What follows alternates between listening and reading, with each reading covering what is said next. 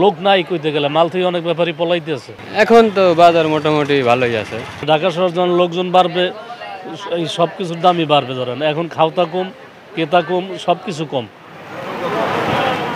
কোরবানির ঈদ শেষে ঘরমুখো মানুষ ঢাকায় ফিরতে শুরু করেছে। রাজধানীর কাঁচা বাজারে শুরু হয়েছে বেচাকেনা।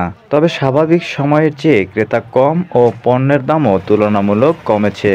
এদিকে ক্রেতা বৃদ্ধি পেলে পণ্যের দাম বাড়ার কথা জানিয়েছে বিক্রেতারা। ঈদের আগে সেট ডিফারেন্স 10-20 টাকা কম আছে, আবার বাইরে যাবো 10-20 টাকা।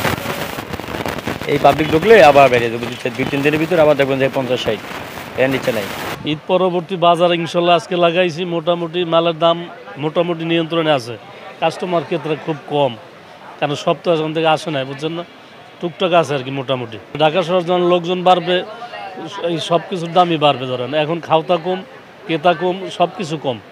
এই জন্য আপনার আমদানি যতই হোক দাম কম, আর আমদানি যত কম থাকে কাস্টমার নাই, দেন ঘন্টায় 2-1 কাস্টমার হয়, তাও হাফ কেজি আধা কেজি এর উঠে নেয় না। ঈদ পরবর্তী বাজারে পণ্যের দাম কম থাকায় স্বস্তি প্রকাশ করেছেন ক্রেতারা। ঈদের পরে বাজার ভালোই। আমি ঈদের পরে হবাই আজকে এলাম, এখন তো বাজার মোটামুটি ভালোই আছে। ঈদের পর বাজার মোটামুটি ভালোই, যেমন বরবটি 40 টাকা কেজি, যেটা কল্পনাও করা যায় না।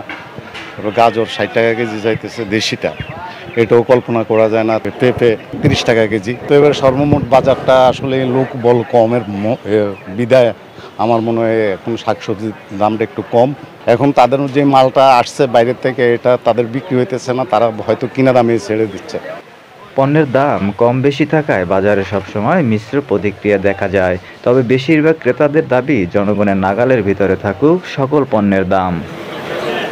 রিয়াদুর রহমান, যুগের চিন্তা।